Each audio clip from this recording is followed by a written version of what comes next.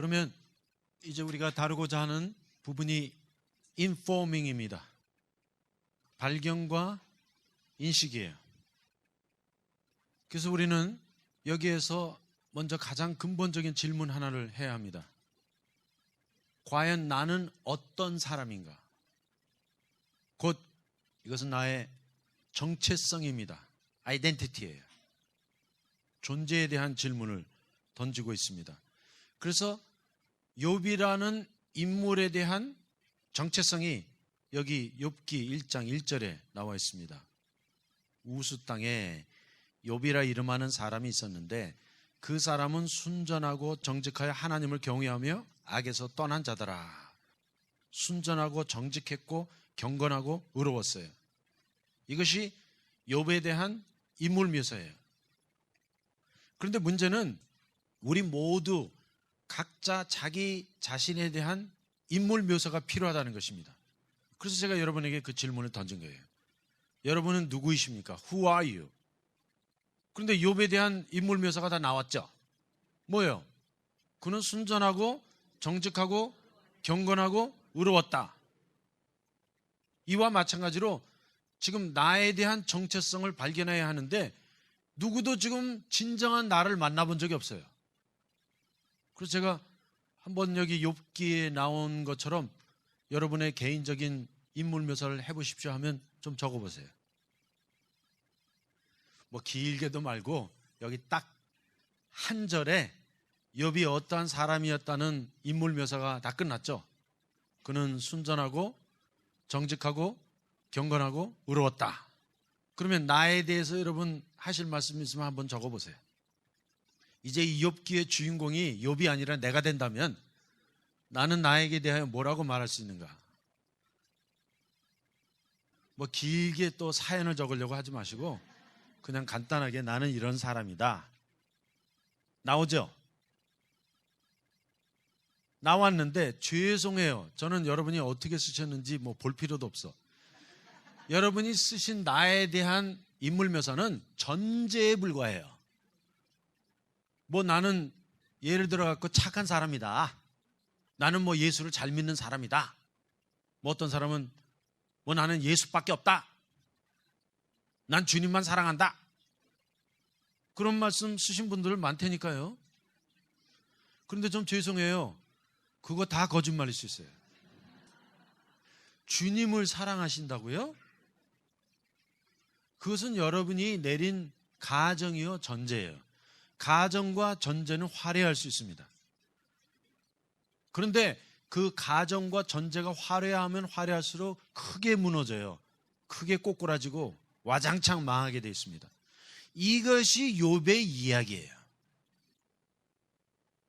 욥기 1장 1절에 욥이 이러한 사람이었더라 하고 나머지 42장까지 약 41장에 달하는 내용이 욥을 까부시고 묵사발을 내는 그 내용이에요. 그래갖고 결국에는 욥이 하나님 앞에 와서 회개하고 고백하잖아요. 내가 주께 대하여 귀로만 들었었더니 이제는 내 눈으로 배움나이다. 그러므로 내가 죄와 티끌 가운데 앉아갖고 회개하나이다. 쉽게 말씀드리면 1장 1절에 나와 있던 욥의 순정과 정직과 경건과 의는 그거 아무 의미 없는 것이었습니다. 그래서 욥기의 주제가 바로 이 내용이에요. 하나님께서 이렇게 사람을 다루신 후에 그 사람의 참 존재를 보여주신다. 그런데 욥이 회개하기 전에 욥기 38장에 보면 하나님께서 폭풍 가운데 출현하셔갖고 욥과 대면하시잖아요. 이와 마찬가지로 우리가 하나님을 만날 때 완전히 치유되고 회복됩니다. 그래서 욥기의 실제적인 주제는 우리가 욥과 같이 이렇게 환난과 고난을 당했으니까 인내해갖고 나중에는 축복을 갑절이나 받으십시다. 이 내용이 아니에요. 욥기의 주제는 인내에 있지 않습니다.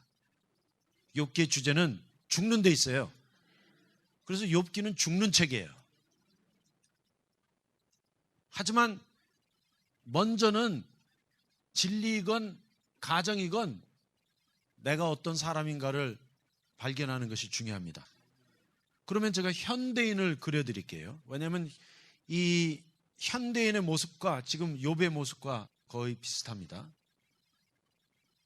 현대인이라고 하면 나라는 존재가 있습니다. 내가 있어요. 그런데 문제는 나라는 존재가 존재로 남아있지 않고 항상 여기에 something이 붙어 있어요. something. 뭔가 붙어 있어. 쉽게 말씀드리면 나라는 정체성을 존재 자체로만 알고 있지 못합니다. 이것이 오늘 현대인들의 문제예요. 주님은 나라는 존재를 다루기 원하시는데 현대인이 갖고 있는 나라는 개념은 내가 나가 아니에요. 항상 나라고 하면 나에게 뭘 더 갖다 붙입니까? something. 여기 뭐가 들어있어요? 한번 예를 들어주시기 바랍니다. 학벌, 또 배경, 소유, 재물, 명예. 이제 이런 something들이 너무 많다 보니까 나라는 존재보다도 something이 더 중요해져 버리고 만 거예요. 그래서 나라는 존재는 이제 별 볼 일 없어. 그 사람이 갖고 있는 것이 무엇이냐에 따라서 그 사람의 존재가 결정이 돼 버려요. 그러다 보니까 나라는 존재를 발견하고 인식할 수가 없는 거예요. 그런데다가 이것뿐만 아니라 이제 여기에 굉장히 중요한 것이 하나 따라 붙습니다. 이것이 곧 우리의 자아예요. 그런데 이 자아는 하나님께서 나를 만들어주신 존재의 원형이 아니라 내가 내 스스로 내 안에 만들어 놓은 또 다른 내가 존재하고 있습니다. 그러면 이 자아의 핵심이 무엇입니까? 시간이 오래 걸릴 테니까 제가 적어드릴게요. 나의 자아의 핵심은 자존심이에요. 와, 이거 무서워요. 존심이라고 하죠. 이것을 또 다른 말로 표현해드리면 나의 프라이드예요. 프라이드. 여러분, 사람이 자기 존재로 사는 것이 아니라 자기 존심으로 살고 있다는 거 아세요? 사람이 자기 존재로 사는 것이 아니라 자기의 소유로 살고 있다는 거 아십니까?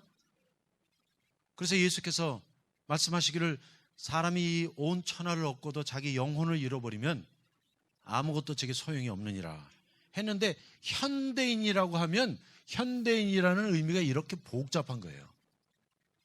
이거 쉬운 문제 아니에요. 왜냐하면 나라는 존재의 원형이 있고 그것이 진짜 난데, 대부분의 현대인들은 자기가 자기를 만나본 적이 없어요. 왜냐하면 나의 정체성, 나의 존재를 우리가 너무 복잡하게 만들어 놓은 거예요. 그래서 내가 내 스스로에 속고 있습니다. 그래서 당신은 누구십니까 하면 여기에 나라는 존재의 원형이 나와야 하는데, 존재의 참모습이 나와야 하는데 자꾸만 딴 게 나오는 거예요. 어떤 분은 그래요. 나는 공부를 많이 못했습니다. 아이고, 나는 돈이 없어요. 아이고, 나는 부족해요. 그게 다 뭐예요? something이 없다는 얘기야. 그런데 또 something뿐만 아니라 우리 안에 뭐가 있어요? 이 자아라는 괴물이 도사리고 있는데, 이 자아는 나의 존재의 원형이 아닙니다. 그런데 어느 날 어느 순간에 나의 존심과 이 프라이드가 나를 완전히 집어삼키고 만 거예요.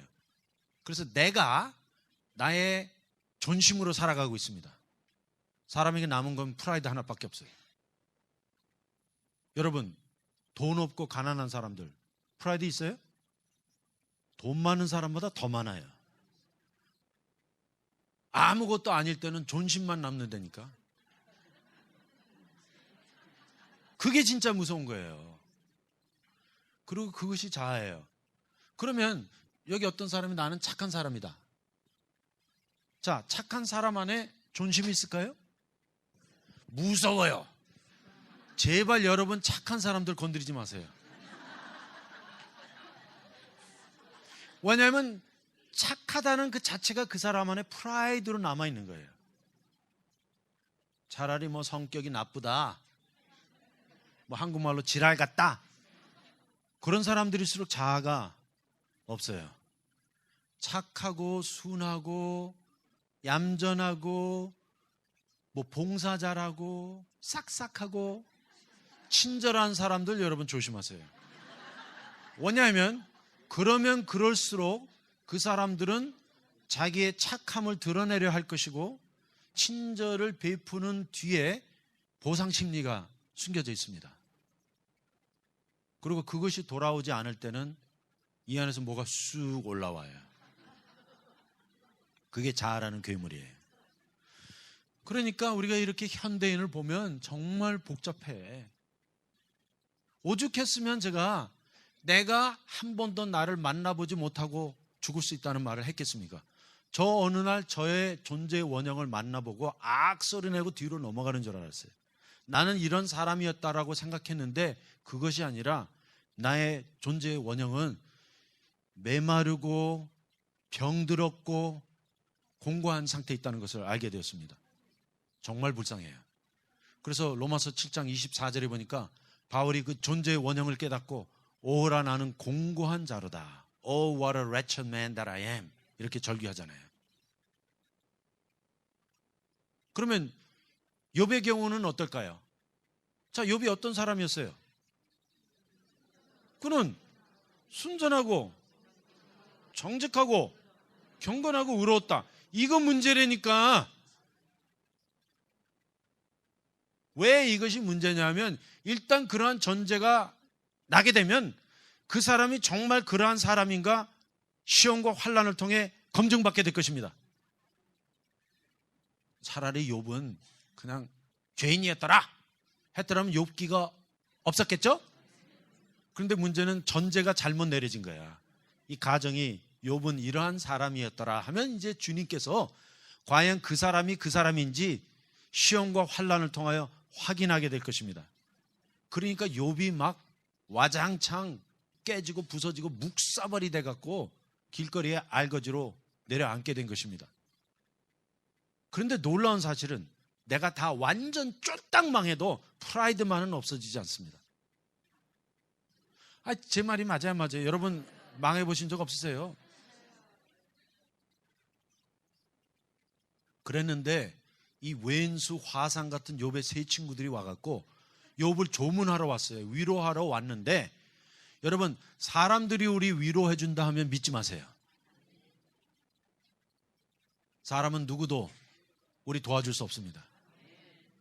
그래갖고 이 세 친구들이 와갖고 욥의 속을 팍팍 긁어놨잖아요. 긁어놓는 데까지는 좋아요. 여러분 이 세 친구들이 욥의 가슴에 비수를 꼽습니다. 왜냐하면 그들이 생각하기에는 너가 이렇게 상상을 초월하는 재앙을 당했는데 그거 분명히 너 죄진 거 있지?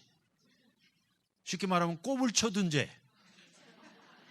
겉으로는 여러분 욥이 순전하고 정직하고 경건하고 의로웠지만 만일 이러한 거대한 재앙이 그 사람에게 일어났다면 이것은 우연이 될 수 없다. 너 분명히 몰래 죄진 것 있지? 그거 불어 했는데 아까 말씀드린 대로 욥이 아들 7 잃고 딸 3 잃었어요. 그가 갖고 있던 전 재산 다 날려버렸어요. 그의 재산이 뭐였어요? 양이? 아이고 기억 잘하시네. 7,000마리 약대가 3,000마리 소가 500개리 암나기가 500 치매 절대 안 걸리세요. 제가 이 설교를 우리 권사님들에게 해드렸습니다. 그런데 웬걸 이 설교 말씀을 들은 권사님 한 분이 치매 걸리셨어요. 그래서 제가 돌아가시기 전에 기도를 해드리러 갔는데 여러분 치매 걸리면 자식도 못 알아봐요. 아들, 딸이 와도 누구야? 왜 왔어? 이러시는데 제가 딱 가서 권사님 저 아시죠? 했더니 알지! 그러시는 거예요. 저 누구예요? 했더니 이현수 목사 그러는 거예요. 그래서 제가 그때 깨달은 것이 예수 진짜 잘 믿는 사람은 치매 걸려도 목사는 알아봐요. 그래서 아유 그래도 저 알아보시네요 했더니 그 다음에는 나온 말이 더 충격적이었어. 양 7,000마리 그러시는 거예요. 그걸 그냥 치매가 걸렸는데도 기억을 하고 계셨던 거예요. 그래서 마지막으로 기도해드리고 주님께 가셨는데, 여러분 강효실 권사님 아시죠? 옛날 영화배우 하셨던 강효실 권사님, 바로 그분이었어요. 양 7,000마리 하시는 거예요. 그래서 욥이 다 잃어버렸어요. 그런데 다 잃어버렸다고 내 자아가 죽는 거 아닙니다, 여러분. 그래서 사람이 고난과 역경을 거쳐도 자아는 펄펄 살아있을 수 있어요. 그래서 이 욥의 친구들이 와갖고 결국 욥의 가슴에 비수를 딱 꼽잖아요. 그리고 하는 말이, 너 분명히 속으로 진지했지? 불어! 그냥 막 다구치고 추궁하고 괴롭혔습니다. 그런데 이때 욥이 모든 것 다 잃어버리고 나면 이제 프라이드, 존심 하나밖에 남는 게 없어요. 그래갖고 존심으로 싸우는 거예요. 그럼 욥은 뭘 주장할까요? 나는 순전하다. 그럼 욥이 말이 맞아요, 안 맞아요? 맞죠? 맞아요. 욥은 그의 죄로 말미암아 이러한 재앙이 온 것이 아니기 때문에. 그 말은 맞았지만 존재적으로는 틀렸어요. 그 상황으로 보건대 욥에게 닥친 재앙은 욥의 죄로 말미암은 것은 아니었습니다. 하지만 그렇다고 해서 욥의 존재가 죄인이 아닌 것은 아닙니다. 그런데 욥은 그것마저도 부인하고 나는 순전하다고 빡빡 우긴 거예요. 그러다 보니까 욥의 친구들과 아주 거센 논쟁에 들어가게 되었습니다. 그러면 왜 욥이 자신이 순전하다, 나는 아무 잘못한 것이 없다고 빡빡 우겼을까요? 왜냐하면 여기 이제 굉장히 중요한 그림이 나옵니다. 자기 존재의 발견을 못했던 거예요. 상황적인 파악은 제대로 됐어. 분명히 내가 이렇게 커다란 재앙을 당했는데 이거 나 잘못한 것도 없어. 왜 이런 일이 내게 닥쳤는지 나도 모르겠어. 거기까지는 말이 맞지만, 만일 욥이 이때 자기 자신의 존재를 발견했더라면 욥기 42장에 나오는 고백이 그때 나올 수도 있었던 거예요. 그런데 욥이라는 이 존재가 발견이 안 됐기 때문에 하나님께서 무슨 작업을 하시느냐면, 자, 그림을 보세요. 여기 현대인도 마찬가지고 이제 여기 욥도 들어가 있습니다. 또 여기 여러분도 들어가 있어요. 똑같은 원리예요. 그러면 보세요. 왜 욥과 현대인과 우리 모두가 나라는 존재를 발견하지 못하는가? 그 이유는 나 플러스 something 플러스 자아가 있기 때문에 내가 나를 볼 수가 없는 거예요. 그런데 내가 나라는 존재의 원형을 보게 되면 우리 모두 하나님 앞에 무릎 꿇고 회개할 수밖에 없어요. 너무나 비참하고 너무나 공고하고 너무나 안타깝고 너무나 메말라 있어요. 그런데 그게 안 보인다니까요. 왜냐하면 나라는 존재성을 전부 다 something에다 붙여놓은 거예요. 학벌, 뭐 하버드 나왔다. 그러면 그것을 자기 존재로 생각하고 있는 거예요. 나 돈 많다. 그럼 그것을 자기 존재로 착각하고 있는 거예요. 그런데다가 내 안에 지금 자아가 들어있다고 했죠. 그 존심, 이 존심이 아주 무서워요. 그래서 돈이 없는 사람은 존심이 더 세. 그래서 사람이 지식이 많으면 교만하고, 권세가 많으면 오만하고, 돈이 많으면 거만하지만 아무것도 없는 게 하는 게 자만이에요. 남는 게 자만밖에 없어요. 그래서 내가 나를 발견할 수 없는 거예요. 그러면 내가 나를 발견할 수 없을진데 내 안에 진정한 존재의 치유가 일어날 수 없습니다. 오늘 주님은 우리 영혼을 치유하기 원하시는 것이지 여러분의 something의 문제를 해결해 주려고 하는 것이 아니에요.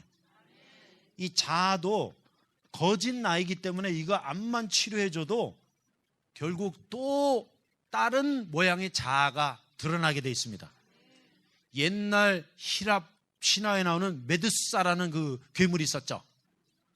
그래서 머리 하나 싹 자르고 나면 또 다른 머리가 나오고 했는데 이것이 자아의 모습이에요. 그거 뭐 자아 처리했다 해도 내 안에 근본적인 존재의 치유를 받지 못하면 또 다른 자아가 그냥 괴물처럼 등장하고 합니다. 그러면 이제 문제가 보이죠? 쉽게 말씀드리면 나라는 진정한 존재를 발견하려면 방법이 없어요. 먼저 나에게 있는 모든 썸띵이 다 날아가야 합니다. 그래서 욥에게 재앙이 닥친 거예요. 그런데 욥에게 재앙이 닥칠 때 무서운 재앙이 닥쳤죠. 곧 그의 아들 7, 딸 3, 양이 7천, 약대가 3천, 소가 500개리, 암낙이 500, 종들도 많이 있었다 했는데 그 모든 거 다 날아가 버렸어요. 나중에는 여러분 사람이 갖고 있는 소유 가운데 가장 중요한 소유가 뭡니까? 내 몸뚱아리예요. 내 건강. 이것마저도 주님이 가져가셨어요. 그럼 우리가 한번 생각해 보십시다. 왜 이렇게 하나님께서 모든 걸 다 가져가셨을까요? 내가 나 플러스 something 플러스 자니까 이거 하나하나씩 다 없애야지만 결국 나라는 존재만 남게 되는 거예요. 그러면 이거 something 없어져야 합니까? 확실히 없어져야 합니다. 나의 학벌도 배경도 소유도 재물도 명예도 내게 속한 모든 것 주님이 다 가져가셔야 합니다. 그래서 욥이 완전 쫄딱 망하게 된 거예요. 그래서 나를 발견하려면 여러분 모든 거 다 잃어버릴 각오하셔야 돼요. 그전에는 나 만날 생각 아예 꿈도 꾸지 마세요. 그런데 자, something 없어졌어. 그런데도 남아있는 것 또 하나 있죠. 그것이 나의 자아예요. 나의 pride, 나의 존심. 그러면 이것이 남아있는 동안에는 내가 나의 존재 원형 발견할 길이 없습니다.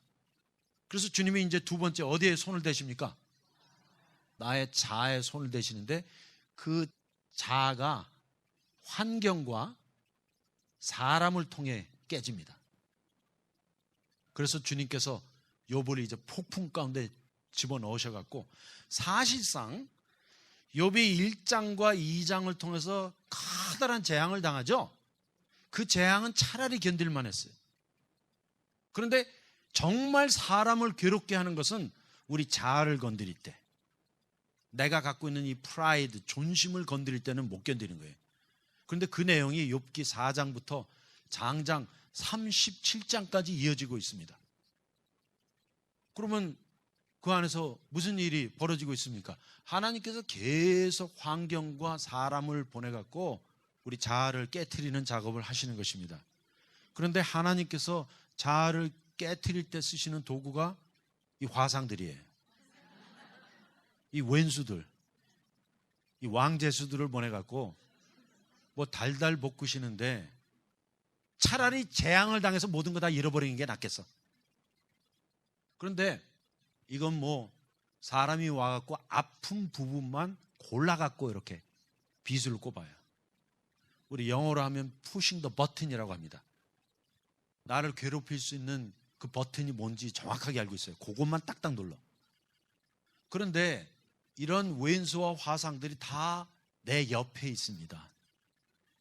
하나님께서 어떻게 정확하게 아셨는지 가장 가까이 붙어 있어요. 그리고 환경을 주시는데 내가 감당할 수 없는 환경을 주세요. 여러분 힘드시죠? 솔직히 대답해. 그런데 어떻게 견딜만 하세요? 견딜만 못하죠. 견딜 수 있는 환경을 주시면 여러분 자아가 더 살아나요. 그거 한번 이기고 나서는 자아가 더 펄펄 살아나기 때문에 견딜 수 없는 환경을 주세요. 그래서 주님이 우리 두 손 두 발 바짝 들 때까지 몰아가십니다. 숨 쉴 여유도 없어요, 여러분. 아니 문제가 닥치려면 좀 하나 둘씩 쉬었다 가게. 문제 하나 닥치고 나면 그거 좀 해결하고 나면 또 하나 닥치고 이렇게 하면 괜찮겠는데 여러분 모든 문제가 다 한꺼번에 닥친다는 거 아시죠? 마치 욥이 당한 재앙과 같습니다. 그 모든 재앙이 하루아침에 다 일어나 버렸어요. 하루는 했는데 하루는 아들 7에 딸 3, 양 7,000마리, 약대 3천, 소 500개리, 암나귀 500 다 잃어버렸어요. 그러고는 악창이 머리부터 정수리까지 나갔고 완전히 기와쪼고락으로 몸을 빡빡 끓고 있는데 웬걸 이 화상이 바로 욥의 처였어요.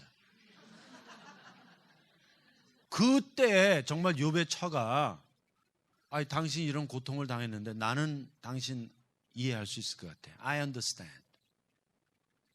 여러분, 우리가 어려운 일 당할 때 제일 듣고 싶은 말이 뭐예요? I understand.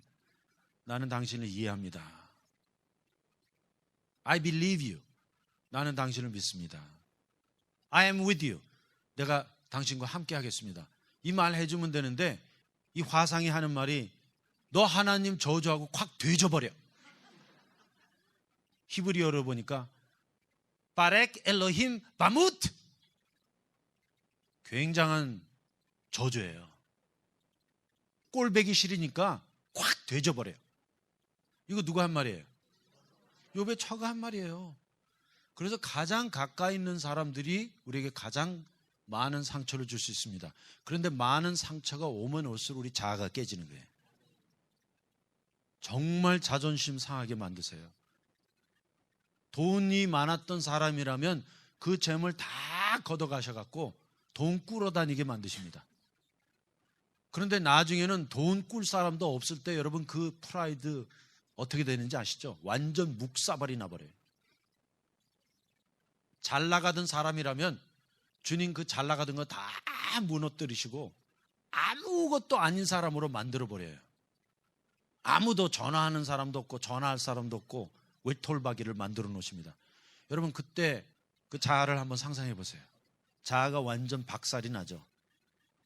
그런데도 그런 상황에서도 자아는 자기 프라이드를 지키려고 합니다. 이만큼 우리 인간의 자아가 무서운 것이에요. 그래서 바로 이것이 욥기의 내용이에요. 그리고 이 욥기가 여러분에게 나눠드린 종이 그대로 한 편의 연극인 것입니다. 그래서 이 욥기를 그냥 읽으시려면 도저히 읽혀지지가 않아요. 그런데 지금부터 이제 연극으로 보시면, 자, 연극은 막이 있죠. 그래서 1막, 2막 이렇게 올라가는데 욥기가 총 7막으로 되어 있습니다. 그리고 막이 올라가기 전에 나오는 것은 이제 배경 설명과 인물 묘사예요. 프롤로그라고 하죠. 그리고 이제 막이 내려가면서 나오는 것이 에필로그예요. 끝맺는 말씀인데, 자, 제1막의 내용이 무엇입니까? 욥의 제1차 재앙. 그리고 1막에는 장이 3개가 나와요. 1장, 2장, 3장이 나오는데 1장은 천상 세계에서 일어난 가상의 대화. 그 다음에 두 번째는 욥의 재앙이 나오고 세 번째는 욥이 어떻게 반응하는가. 여기까지 잘 반응했어요. 바룩 하셈 아도나이. 이제 주신 분도 주님이시오 가져가시는 분도 주님이시니 오직 주의 이름이 찬송을 받을지로다 했죠. 그리고는 이제 2막이 올라가는데 2막의 주제는 무엇입니까?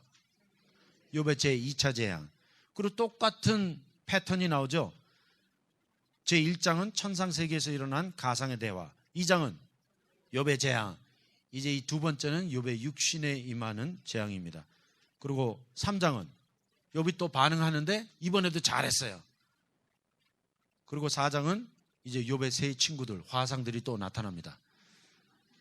그리고는 제3막에 올라가는데 3막의 주제는 뭐예요? 욥의 제1차 독백이 나오는데 이 독백이라는 말의 의미는 무엇이냐면 이제 드디어 욥이 터지는 거예요. 뭐 하나님께 바룩 하셈 아도나이 여호와의 이름을 송축할지어다 했지만 속 안에 하나님께 대한 이 원망과 불평이 독백을 통해 터져 나오는 거예요. 그런데 하나님께 직접 대면하여 욕할 수는 없으니까 여기 3장에 보니까 욥이 자기가 태어난 날을 저주하니라. 어머니 왜 날 낳으셨어요? 하나님 왜 날 만드셨어요? 하면 누굴 탓하는 거예요? 하나님 탓하는 것입니다. 그리고는 장장 4장부터 27장에 걸쳐서 제4막이 진행이 되는데 그 내용은 욥의 세 친구들과의 변론과 논쟁. 그러면 그 부분은 어디에 해당하는 것입니까? 주님이 욥의 자아를 다루시는 부분이에요. 완전히 자아를 묵사발 내고 환경과 사람을 보내주셔갖고 그냥 달달 볶으세요. 그래서 결국은 욥의 존재의 실체가 드러나게 하십니다. 왜냐하면 이 논쟁을 통하여 욥이 내가 어떤 사람인가를 발견하게 됩니다. 그런데 그 최종 결론이 뭐예요? 욥은 자기의 순정과 정직과 경건과 의로 살았던 사람입니다. 그러므로 그가 가졌던 순정과 정직과 경건과 의는 하나님으로부터 온 것이 아니라 인간의 순정과 정직과 경건의 의였는데 그걸 프라이드로 삼았어요. 그걸 존심으로 갖고 있었는데 이제 욥의 친구들이 와서 그 치부를 드러나게 하고 욥이 결국은 두 손 두 발 바짝 들고 주님 앞에 나는 죄인입니다 하고 꼬꾸라지게 만들었습니다. 그래서 그것이 바로 자아를 처리하는 작업이에요. 그러므로 이 그림대로 보면 자, 욥이 something도 다 없어지고 자아도 완전히 박살이 나면 뭐만 남은 거예요? 나라는 존재만 남게 되는 거예요. 그것이 바로 존재의 발견인 것입니다. 그리고 계속해서 보면 오막에 욥이 제2차 독백하고 그 중간에 엘리후라는 사람이 또 등장을 하죠. 그것이 제6막을 이루고 제7막이 이제 클라이맥스예요. 우리가 우리의 참 존재를 발견할 수 있는 유일한 방법은 하나님이 나타나셔야 한다. 아무리 환경이 오고 사람이 와서 나의 존재를 건드린다 할지라도 결국에 가서는 우리를 창조하신 하나님이 우리 앞에 나타나지 아니하시면 내가 나를 발견할 수 없어요. Encounter with God. 하나님과 욥이 만나게 되고 일단 하나님을 만나게 되면 이제 우리 존재가 확실히 발견이 되고 그 존재가 인식이 되는 거예요. 그러면 우리 거기까지 가지는 않았지만 내가 나의 존재를 발견했을 때 나오는 결론이 뭡니까? 내가 나라는 존재를 드디어 만났다 하면 최종 결론이 뭐예요? 죄인. 요거 하나 발견하는 거예요. 나의 존재가 정말 아무것도 아니구나. 정말 별 볼 일 없었구나. 이렇게 허무한 존재인데 뭘 갖고 잘난 척을 했지? 이렇게 병들어 있는데 이렇게 공고하고 불쌍한 존재인데 그것을 이제 욥이 인식하게 된 거예요. 그 내용이 욥기 42장입니다. 그래서 이것으로 이제 욥기가 끝나고 있습니다. 그래서 여러분들이 이제 욥기를 읽을 때 이렇게 연극으로 풀어보는 욥의 구조를 보시고 한 장 한 장 읽어보세요. 재밌죠? 왜냐하면 이제 연극을 보는 것처럼 여러분들이 이 말씀을 보시게 될 것입니다. 그래서 오늘은 우리가 informing, 존재의 발견이라는 주제를 갖고 생각해 봤습니다. 자, 이제 집에 가셔서 여러분도 여러분의 존재를 발견하는 여행을 떠나시기 바랍니다. 나는 누구인가 질문하시고 답을 하셔야 합니다. 그런데 지금까지 생각했던 나는 나 플러스 something 플러스 자아예요. 그런데 이 something이 다 없어져야 합니다. 이 자아가 완전 박살나야 합니다. 죽어야 합니다. 그리고 나오는 것이 나의 존재의 참 모습인데 이제 그 내용을 우리가 다음에 계속해서 공부하기로 하겠습니다. 기도하겠습니다. 주님, 욥기를 통해 나의 참 모습을 발견하게 해주세요. 사람들이 내게 대하여 무슨 말을 하든지 중요하지 않습니다. 내가 나에게 대하여 내린 전제도 중요하지 않습니다. 왜냐하면 하나님 앞에 시험과 환난을 통하여 검증받지 못한 가정은 다 거짓이기 때문입니다. 또 주님, 내가 나로 알고 있었는데 내 안에 너무나 많은 것들이 있었군요. 나의 존재의 원형이 있었지만 또 세상으로부터 온 모든 것들이 나인 것인 양 지금까지 살았고 그 뒤에 또 자아라는 무서운 괴물이 도사리고 있었습니다. 이제 주의 말씀을 통해서 something들이 다 사라져버리게 하여 주시옵소서. 다 잃어버리게 하여 주시옵소서. 사도 바울이 이렇게 고백했습니다. 내게 유익하던 것도 다 버리고 모든 것을 다 잃어버리면 내가 오직 그리스도를 얻고 그 안에서 발견되려 함이니 했는데 다 잃어버리게 해주세요. 그리고 주님이 괴물 같은 자아, 이 존심, 이 프라이드 박살내 주시기 원합니다. 사람을 통해서, 환경을 통해서 주님 까부수고 완전 짓밟아서 쓰레기통에 갖다 버려주시고 십자가에 못 박아 처리해 주세요. 그래서 나를 발견하게 해주세요. 나라는 존재를 발견하고 그 존재가 하나님을 만나게 하여 주세요. 그리고 하나님을 만날 때 우리에게 진정한 치유와 회복이 있습니다. 이 놀라운 일을 이번 집회에 참석하는 한 분 한 분 안에 이루어 주시기를 원합니다.